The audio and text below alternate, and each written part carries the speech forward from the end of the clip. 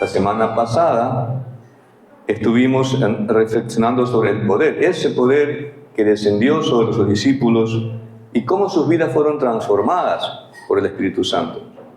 Hoy vamos a estudiar sobre la unidad de la Iglesia, esta unidad que es la consecuencia del derramamiento del Espíritu Santo en nuestros corazones y cómo esa unidad en Cristo puede transformarnos y puede hacer crecer el reino de Dios aquí en la tierra a través de nosotros. Les pido ahora que oremos antes de empezar el mensaje. Amado Dios, bueno y santo, te agradecemos por habernos traído hoy hasta este lugar para aprender más de tu palabra, para meditar y reflexionar en ella.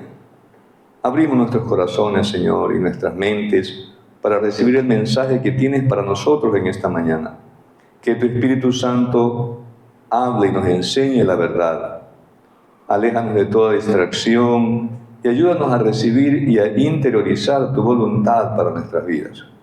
Todo esto te lo pedimos en el nombre de Jesús. Amén.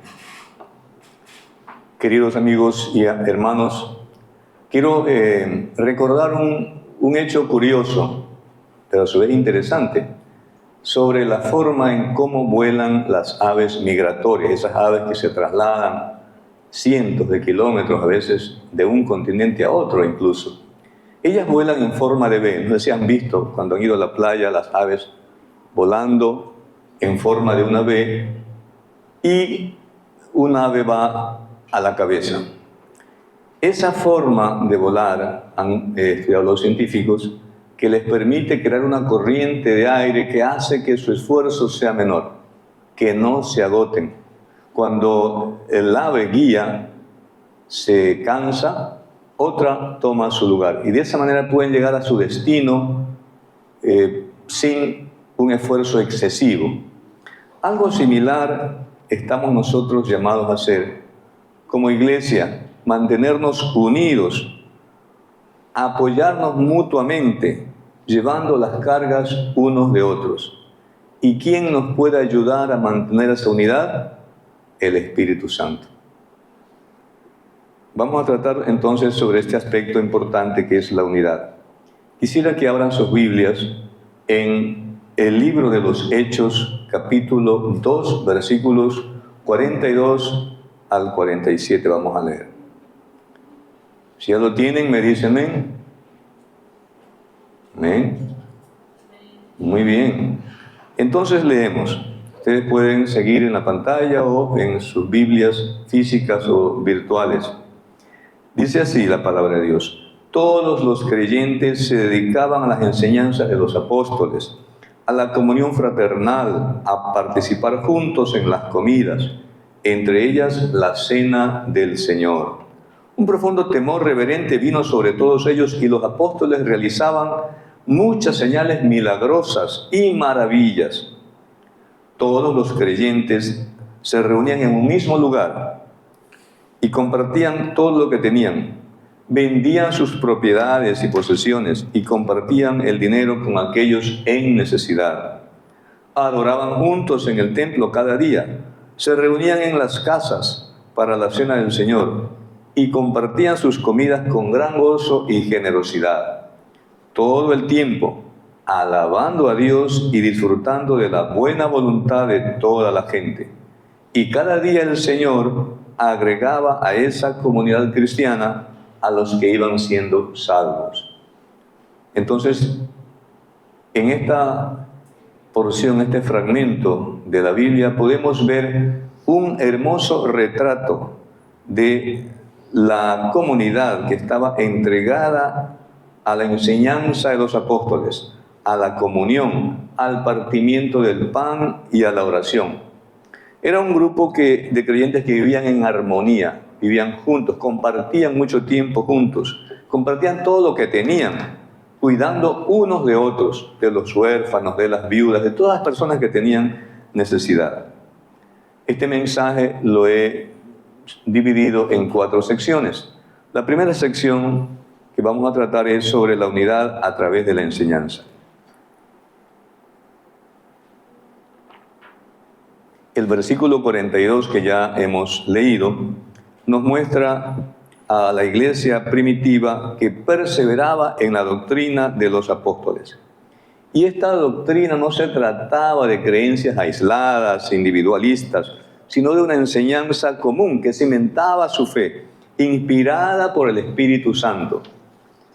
Nosotros como iglesia debemos estar firmes en la palabra de Dios, pues ella es el fundamento y guía para nuestra fe y para nuestro crecimiento espiritual. La verdad revelada a los apóstoles era el fundamento también de aquella iglesia primitiva para su crecimiento y para su unidad como iglesia. Lamentablemente esa unidad de la iglesia primigenia se ha ido perdiendo como consecuencia del surgimiento de doctrinas, de corrientes teológicas de pensamiento, y hoy tenemos diferentes denominaciones, confesiones de fe, etc. Pero quisiera que meditemos cómo, a pesar de esas diferencias, divisiones, podemos nosotros encontrar la unidad como iglesia de Cristo. Y tenemos una enorme ventaja frente a la iglesia primitiva, que ellos no tenían la Biblia escrita, a excepción del Antiguo Testamento, que estaba en rollos. Pero nosotros tenemos toda la Biblia, traducida a nuestro idioma, que podemos incluso descargarla en nuestros dispositivos móviles, teléfono, una tablet. Podemos llevarla a cualquier lado, leer y meditar en ella. De tal manera que no tenemos excusa, hermanos, para decir, esta semana no he podido abrir la Biblia, no he podido leer, no he tenido tiempo para meditar en ello. Meditar y aplicar cotidianamente la palabra de Dios es fundamental para la vida del cristiano. Es un ejercicio que lo podemos hacer individualmente o colectivamente. Nuestra iglesia promueve espacios colectivos para aprender, meditar en la palabra de Dios. Por ejemplo, estas reuniones, las celebraciones dominicales, los diferentes cursos que se han venido dictando, seminarios, talleres que hacemos aquí. Así que podemos hacerlo también de manera individual en nuestras casas y en grupo, en pequeños grupos de oración, de lectura de la palabra de Dios. Usted puede promover. Ahora tenemos estos dispositivos, los celulares, que tienen una serie de plataformas, nuestras computadoras también. Y podemos reunirnos con los hermanos en la fe y estudiar, orar, para que esta palabra nos edifique, para que nosotros podamos fomentar en nuestras vidas el sentimiento de pertenencia a Cristo, quien es el verbo que se hizo carne, el Logos. Y cuando nos encontramos arraigados a Cristo, entonces Él nos fortalece, nos ayuda a mantenernos unidos. No desaprovechemos, hermanos, estas valiosas herramientas, estos espacios interesantes, y valoremos el esfuerzo que hacen nuestros pastores, nuestros mentores, nuestros maestros, para que podamos nosotros interiorizarnos, hacer nuestra la palabra de Dios. Leamos pues entonces con disciplina y devoción, de manera razonada y consciente, las Escrituras, a fin de que éstas sean una luz en nuestro camino y lumbrera a nuestros pies, como dice la palabra, para que no tropecemos, para que podamos caminar seguros y avanzar, crecer como hijos de Dios. Yo le hago una pregunta, hermano y hermana que está aquí hoy presente. ¿Cuánto tiempo dedica usted a la semana o diariamente, mejor, a la lectura de la palabra de Dios? ¿Se ha propuesto estudiar conjuntamente con algún hermano o hermana? ¿Ha planificado hacer esta actividad, ya sea presencialmente o virtualmente? Si no lo ha hecho, inténtelo. Y usted verá los resultados de esta disciplina, de esta práctica. No se conforme con venir los domingos al culto, a abrir la Biblia, a leer lo que nos sugiere el predicador que leamos y luego cerrarla hasta la próxima reunión dominical que tenemos. Abramos la Biblia cotidianamente, reflexionemos, no solo la leamos mecánicamente, reflexionemos y meditemos en lo que Dios quiere decirnos por medio de ella. Y para que el tiempo suyo sea más provechoso, le animo a que reduzca el tiempo que dedica a revisar toda la información y todos los mensajes que llegan. A veces estamos en varios grupos y en cada grupo publican 10, 12, 20 mensajes diarios. Solo lea lo importante, lo indispensable, y ese tiempo valioso dedíquelo a escudriñar la palabra de Dios, a meditar en ella y compartir con otros eso que Dios le está enseñando. Esta práctica nos lleva a otro tipo también de forma de vida, que es la comunión y la generosidad. Esto lo practicaban los primeros cristianos y hemos visto cómo lo hacían. Leamos nuevamente lo que dicen los versículos 44 y 45 del capítulo 2 del libro de los Hechos. Todos los creyentes se reunían en un mismo lugar y compartían todo lo que tenían. Vendían sus propiedades y posesiones y compartían el dinero con aquellos en necesidad. Nos parece increíble, ¿no? Que tenían tal convicción de ayudar a sus prójimos que no se limitaban a decir, miren, aquí yo tengo este terreno, tengo esta casa, está a la disposición, vendámoslo, compartamos con los pobres, compartamos con aquellos que no tienen para suplir sus necesidades. La iglesia entonces no solo escuchaba la enseñanza, sino que vivía en comunión profunda. Compartían lo que tenían, ayudaban a los necesitados y eran generosos unos con otros. Hoy nos preguntamos, ¿estamos viviendo ese tipo de unidad en nuestra iglesia, en nuestra comunidad de fe? Piénselo y contéstese a sí mismo. Quizás sí, o quizás nos falta mucho para llegar a ese nivel de misericordia, de compasión que debemos tener unos por otros. La generosidad y el apoyo mutuo reflejan el amor de Cristo, que el amor de Cristo ha nacido en nuestros corazones. Entonces, amados, que la relación con nuestros hermanos y amigos no sea un simple abrazo, un simple saludo, una sonrisa el domingo, en el momento que nos veamos, sino que, y lo que no está mal, ¿verdad? Sino que vaya más allá. Lo deseable es que podamos también preocuparnos por cómo están nuestros amigos, cómo están nuestros hermanos, cómo está su salud, cómo está su estado de ánimo, porque la salud no solo es física, es también emocional y debe ser atendida, porque la una tiene relación con la otra. Una persona que no tiene una buena salud emocional pronto va a terminar con una mala salud física también.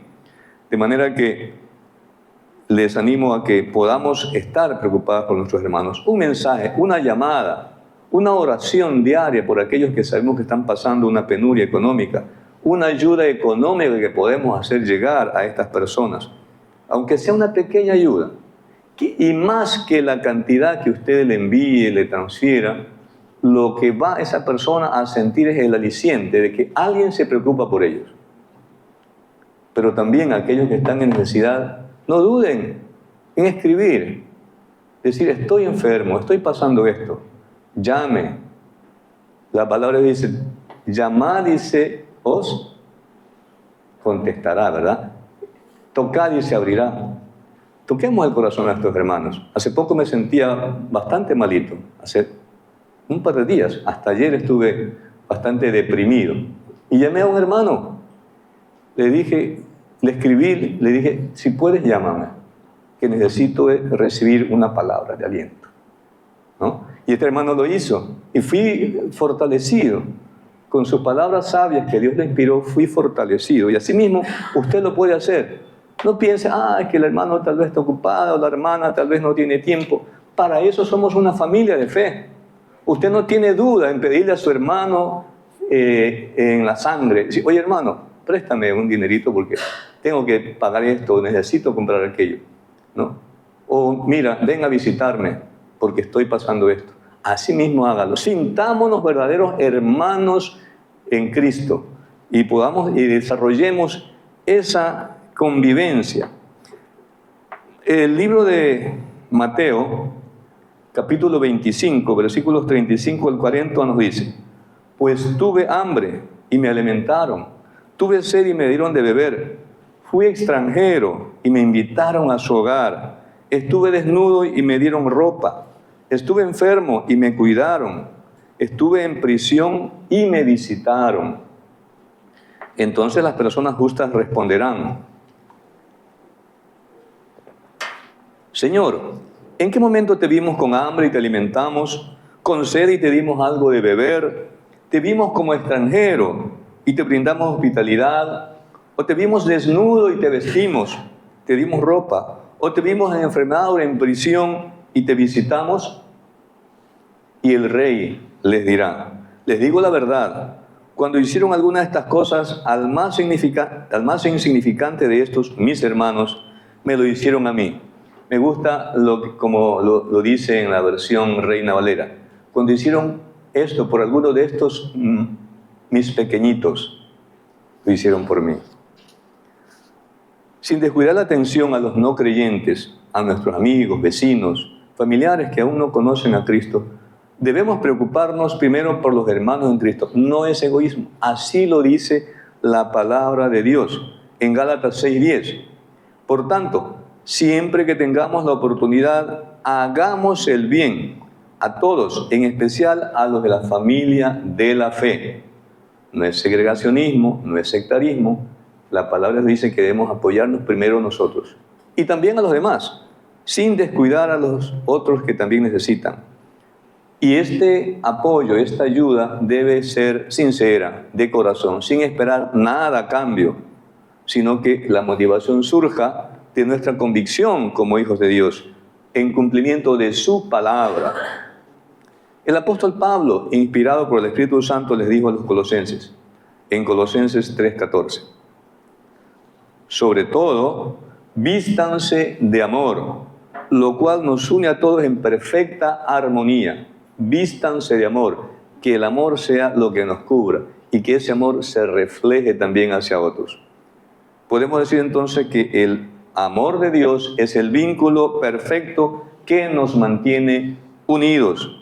Hagamos de esto una práctica constante en nuestras vidas, expresar el amor sincero y sacrificial que Cristo nos mostró en la cruz al morir por nosotros, por nuestros pecados. Y es bueno reflexionar sobre qué significa sacrificial. Sacrificial es aquello que se da con sacrificio, dando a otros aquellos que nosotros mismos necesitamos, aquello que es útil todavía para nosotros, no aquello que nos sobra, no aquello que está medio dañado, no aquello que está por allí guardado sin usar. Ese amor sacrificial tenemos que expresarlo, practicarlo con todo a nuestro alrededor, con nuestra familia en la sangre, con nuestra familia en la fe y con todos los demás quienes nos rodean. En la primera carta de Juan, capítulo 4, versículos 8 y 9, estoy leyendo una nueva traducción viviente, dice: pero el que no ama no conoce a Dios, porque Dios es amor. Si estamos reflexionando sobre esto, el que no ama no conoce a Dios. Si usted es una persona indiferente, fría, distante, entonces todavía no conoce a Dios. El versículo 9 nos dice: Dios mostró cuánto nos ama al enviar a su único Hijo al mundo para que tengamos vida eterna por medio de Él. Aprendamos entonces de Cristo a dar ese amor sincero a nuestros hermanos, a nuestros amigos, a todos los seres humanos, para que viéndonos a los demás puedan concluir que somos realmente discípulos de Cristo. El Evangelio de San Juan, capítulo 13, versículo 35, dice: el amor, cuando Jesucristo oraba por sus discípulos, dice: el amor que tengan unos por otros será la prueba ante el mundo de que son mis discípulos. ¿Cómo demostramos que somos discípulos de Cristo? Mostrando ese amor que Cristo también nos ha dado.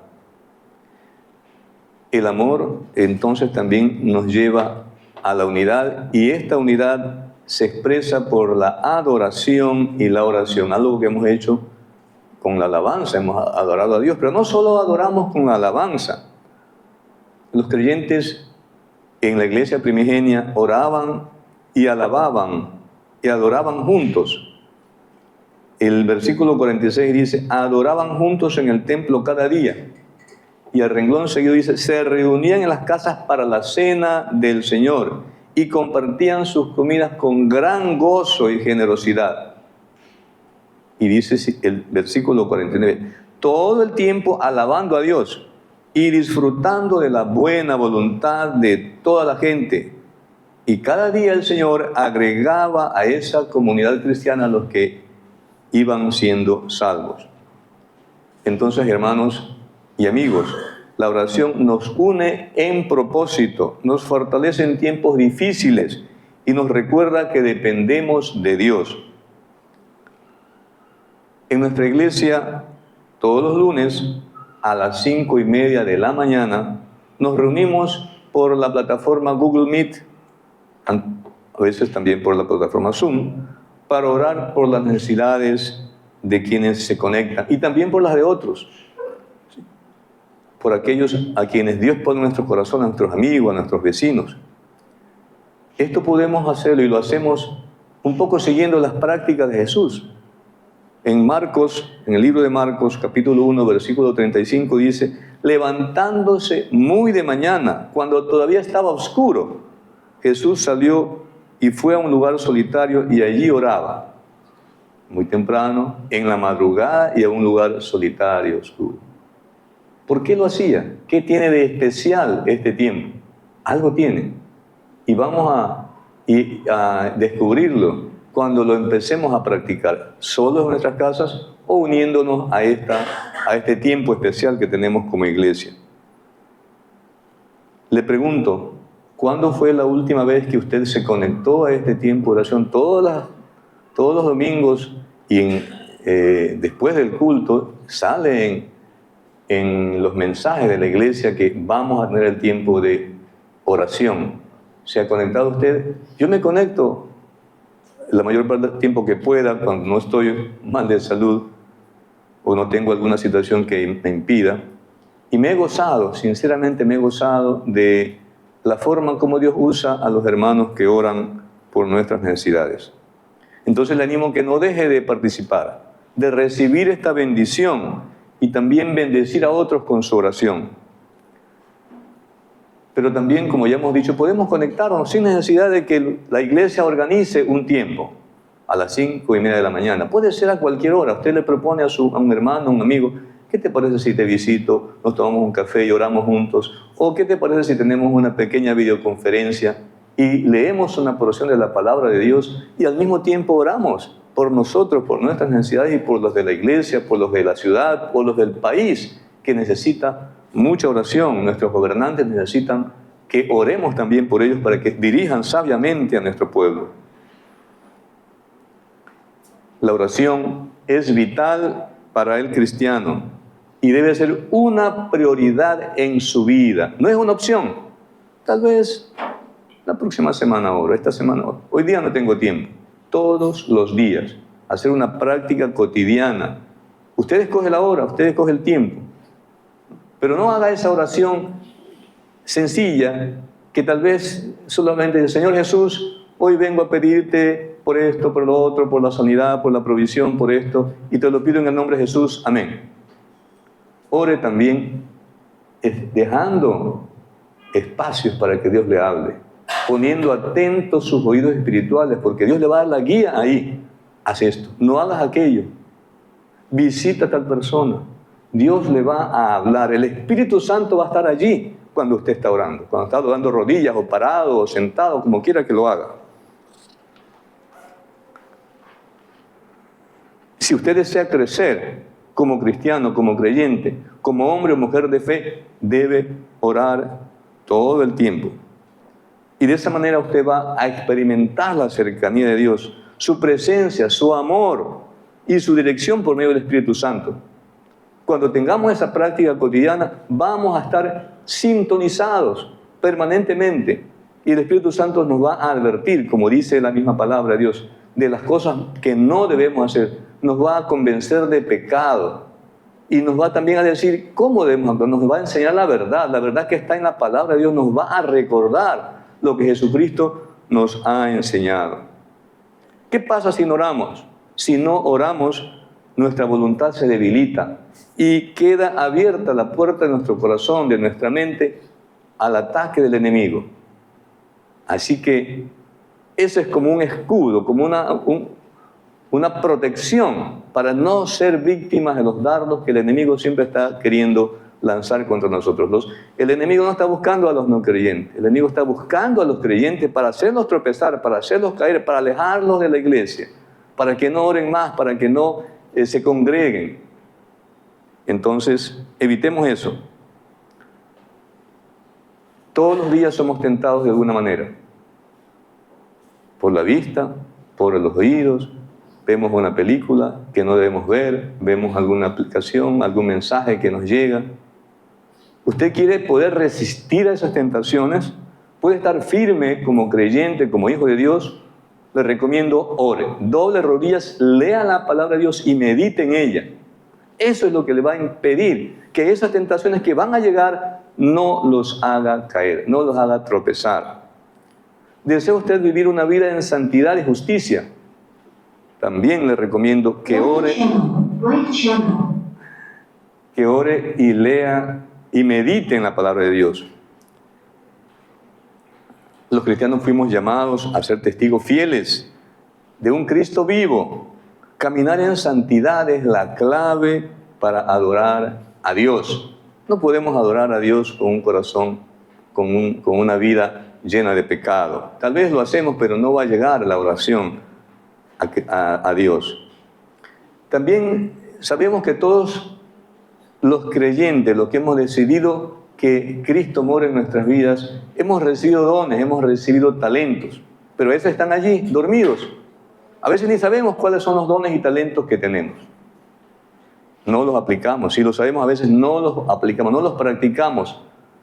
Entonces, usted desea usar sus dones y talentos, los que Dios le ha dado para servir al prójimo, para proclamar el reino de Dios, que el reino de Dios se acerca, para poder animar al que está desanimado, para poder compartir ese mensaje de salvación. Pues entonces empiece por orar, por leer la palabra de Dios y meditar en ella. En el libro de Juan, capítulo 4, versículo 23 dice: pero se acerca el tiempo, de hecho ya ha llegado. Esto lo dijo a la samaritana, ¿verdad? Sí, los que recuerden. Cuando los verdaderos adoradores adorarán al Padre en espíritu y en verdad. El Padre busca personas que lo adoren de esa manera. A veces leemos rápido ahí, en espíritu y verdad. Pero ¿qué significa orar? Adorar en espíritu y en verdad. Necesitamos ser adoradores 24 horas, adorando a Dios en espíritu y en verdad. Y mediante las disciplinas espirituales, que no solo son la oración, sino también la obediencia a la palabra de Dios, en el trabajo, en el barrio donde vivamos, dando testimonio vivo de que somos hijos de Dios. Y aclaramos brevemente, adorar en espíritu significa, entre otras cosas, que debe partir de adentro, del corazón. Debe ser una acción sincera, motivada por nuestro amor y gratitud a Dios por lo que Él ya ha hecho por nosotros. La adoración no puede ser mecánica. A veces cantamos, y hay un estudio realizado por los que estudian la conducta de los cristianos, y dice que un alto porcentaje, no recuerdo si es un 70 o 80% de los que acuden a las celebraciones, cantan mecánicamente, repiten las palabras sin pensar en su significado, ¿sí? Sin entender lo que están cantando. Entonces, debemos estar conscientes de qué estamos cantando. Pero también dice la palabra que la adoración debe ser en verdad, en espíritu y verdad. Es decir, que nuestra adoración debe ser ajustada a la revelación de Dios en las Escrituras. No podemos adorar cualquier cosa, no podemos cantar cualquier alabanza que llegue. Yo he escuchado unas alabanzas que inclusive conversan con el diablo.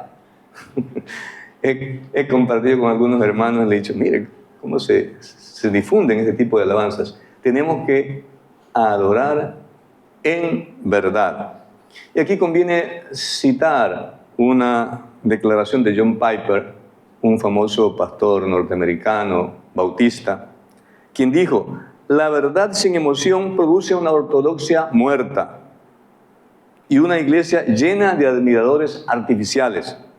Por otro lado, la emoción sin verdad produce frenesí, vacío y cultiva personas superficiales que rechazan al discípulo de pensamiento riguroso.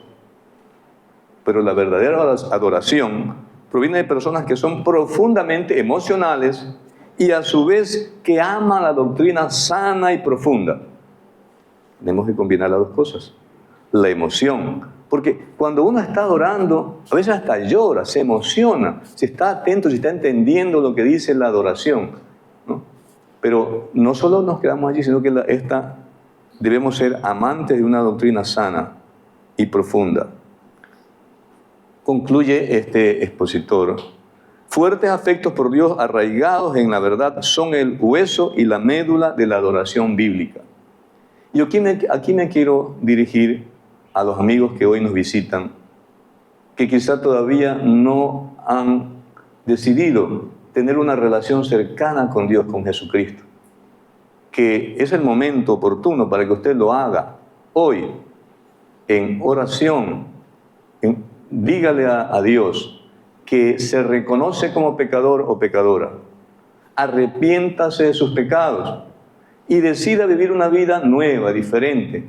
Dios va a cambiar esa forma de vida. Dios va a ayudarle como consecuencia también a resolver sus problemas, porque le va a dar sabiduría que viene de Dios para enfrentar los problemas con serenidad, con confianza, porque usted va a desarrollar confianza en Dios.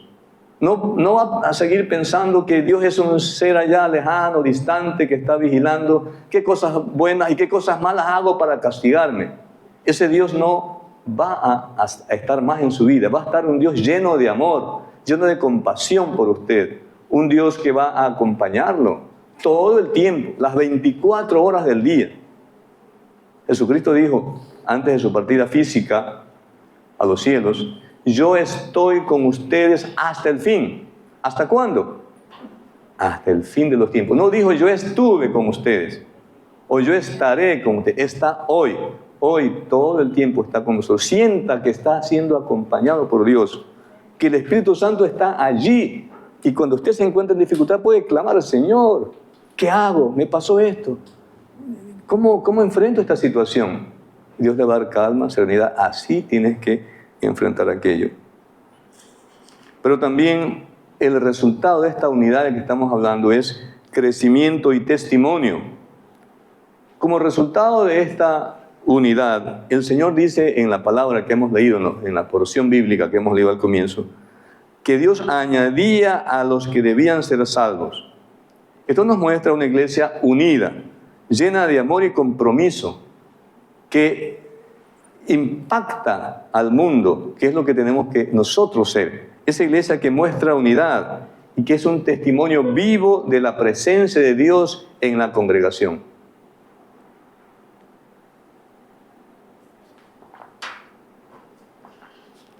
La unidad en la comunidad cristiana es fundamental para el testimonio de Dios al mundo.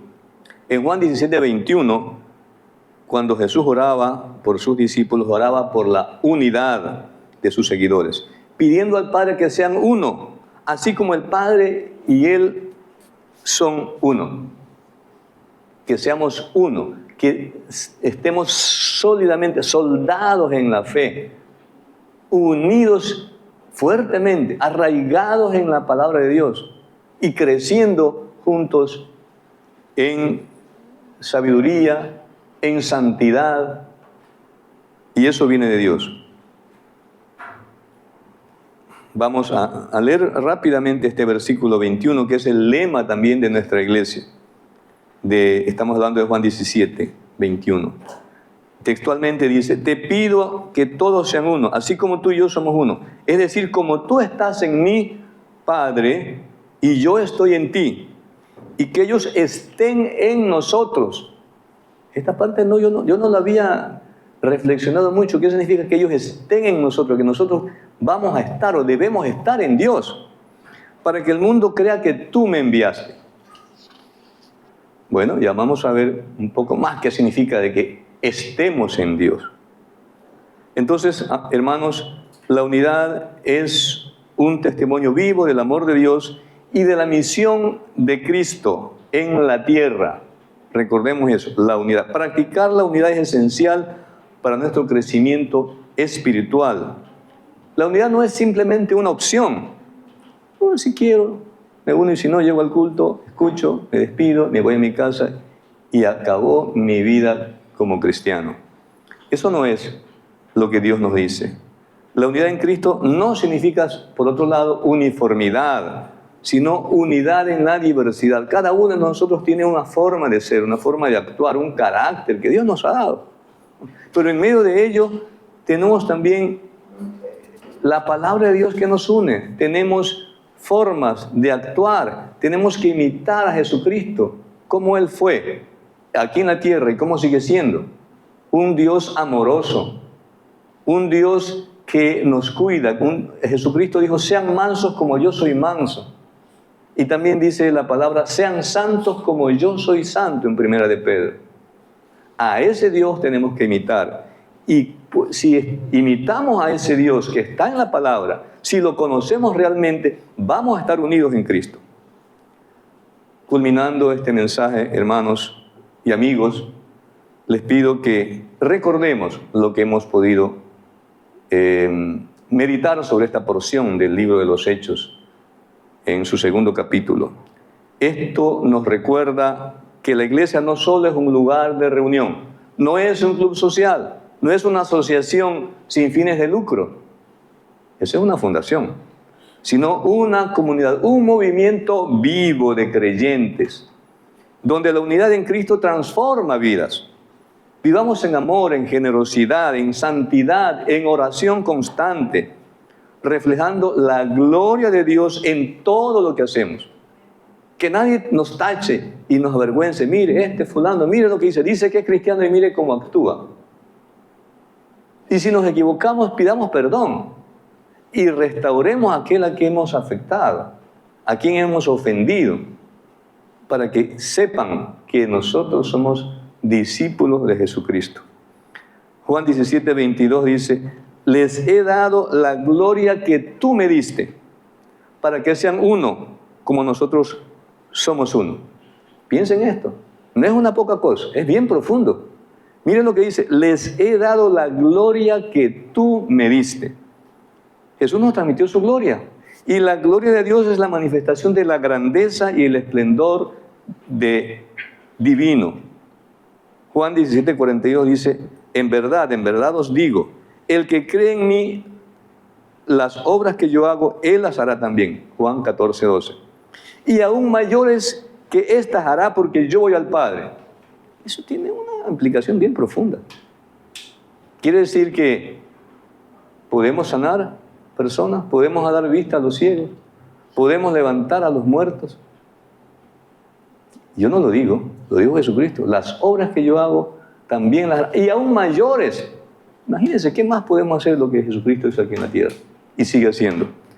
Pero esa potestad nos ha sido dada, esa gloria de Dios nos ha sido dada, ¿no? Porque si vivimos en unidad, si vivimos en santidad, si vivimos en oración, en conexión 24/7 con Él.